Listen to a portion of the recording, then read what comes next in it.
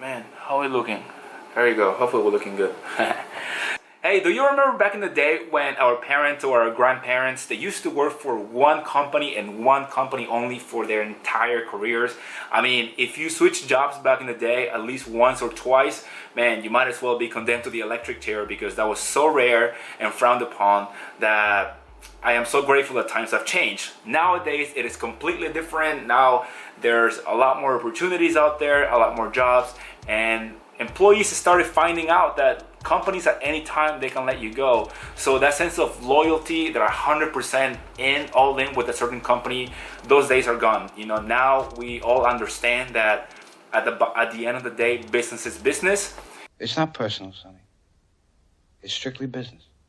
Companies are gonna take care of their own. Employees should also and must take care of themselves as well. So in this video, we're gonna go over how you can do that, when and why, because it's not as easy as it sounds. If you hop around too often, that may hinder your possibilities of getting opportunities in the future. But at the same time, if you wait a little too long, then you may be stagnant, you may feel like you're wasting time, and who knows, you may also be losing money because other opportunities would be paying you more for the things that you're doing now. So let's go over why you should move on, and if you're ready to move on, what things to consider, and finally, how and when to do it.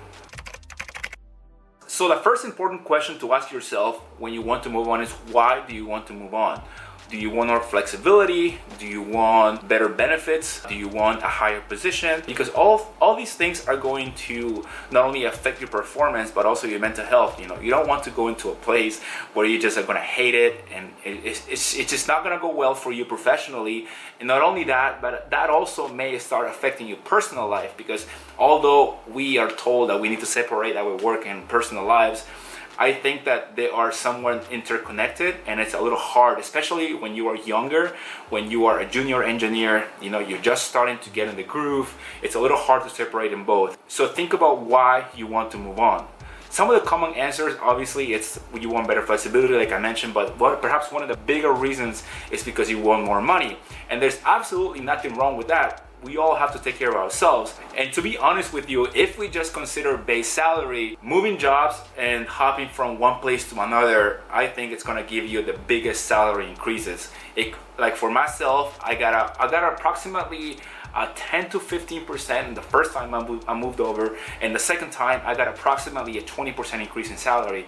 So if you compare this to the annual raises I would have gotten had I stayed in those companies, there's no comparison, you know, because you get a 5% raise if you're an outstanding worker. Usually you get between a 2 or 4% increase. If you take into account inflation, you are already into the 1 or 2% increase net. So if you want the biggest jumps in salaries, I highly suggest you move on, look for other opportunities. The first thing that I want to mention here is, what type of future are you looking for? Because if you don't think about what type of future you want, you may be going to the same place that you were before, and you may be stuck at the same job, same position, just with a different company. So it's good to have an idea why you're moving on, so that way you have a target to aim at when you are interviewing and when you are applying for new positions. So think about the future that you want and what you're looking for, and that's going to steer you in the right direction. A couple of other things to consider is, when you are applying to new companies, think about other opportunities beyond the one that you're looking at. If you get the position in one certain company, do they have other chances for you to move up? Are you going to be exposed to other leaders in the industry where you'll be able to expand your knowledge or move around the company? What other benefits are there going to be beyond the salary? I think it's a good idea to also look at all the benefits beyond the salary and beyond the position that you're applying to, so that way you can streamline the process of you growing as a professional engineer. And lastly, for this part, I want to also mention, you should take a look at the stability of the industry you are trying to get into, because not all industries are created the same. So if you are looking to further your career, if you're looking for something a little more stable per se, if you're having a family soon and you want to lower the risk of you being laid off, I highly encourage you to also look at the industry that you're getting into and the perspective and the projected jobs that industry will be adding in the future. That was going to be basically kind of like a safety net. But in my experience, and my biggest advice is, your biggest safety net is going to be the work that you produce. If you produce good work and you get along with others and you are able to build solid relationships with people and people know your work ethic and your reputation is good, I think you would have no problem finding another opportunity, even if you're laid off from one, because people will want to work with you. So like I mentioned earlier in the video, if you move around too often, that's going to hinder your possibilities of getting a job in the future, because people are just going to look at you as a hopper.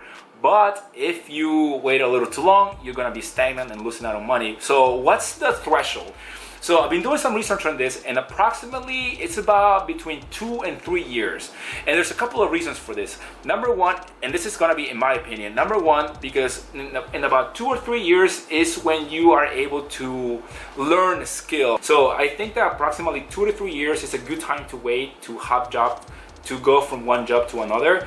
But of course, every situation is going to be different. You have to also take a look at what you have going on. If you think that you already learned a skill and it only took you a year or a year and a half, and you know that that type of knowledge is going to be very valuable in other industries or in another company, then by all means, you're the one that calls the shots. I'm simply giving you another perspective. So, but you are the one that ultimately calls the shots, obviously. Another piece of advice to consider when you're ready to move on is think about any accomplishments or projects that you're about to get done. If you have a huge project or something that it's due within a month or two and you are eager to get out, I highly encourage you to just wait a couple of months so that you can have that achievement and that accomplishment on your resume. Another piece of advice on how to move from one company to another is when you are interviewed or when you are asked about your previous position in your previous company, for as much as I used to hate it, like, don't talk about the negatives and don't talk about how much you just didn't like the work or the people that you work with. Talk about the positives and how actually that company or how those skills actually helped you grow professionally, and that way you don't seem like an ass when you're just talking to another company, because nobody wants negativity, you know. So just be honest, don't lie, but at the same time, don't just trash the people or trash the company that you used to work for. And finally, when you are ready to move on, let me just tell you that the best time to look for a job is when you have a job. The reason for this is simple, is because you have no pressure.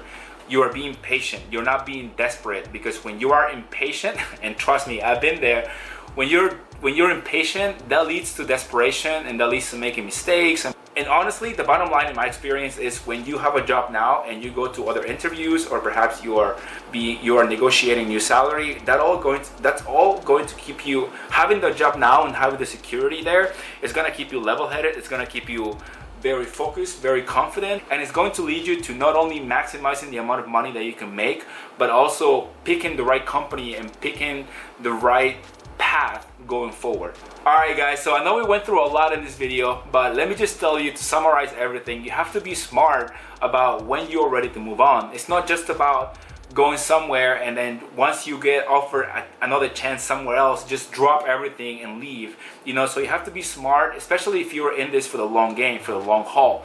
If you have any projects, any achievements, any accomplishments that you're about to get done within a month or two, just wait for them to get done and start looking for other opportunities when you have a job now, because that's going to help you negotiate. It's going to help you maximize the amount of money that you make, find the best opportunities out there for you, the opportunities that you deserve with your great skills. So with that being said, I'm just going to leave this video here. So I'm going to leave a summary page on the final seconds of this video. If you have any questions, you know how to contact me. Leave a comment below, like the video, subscribe to the channel, and I'll see you guys in the next one. Peace.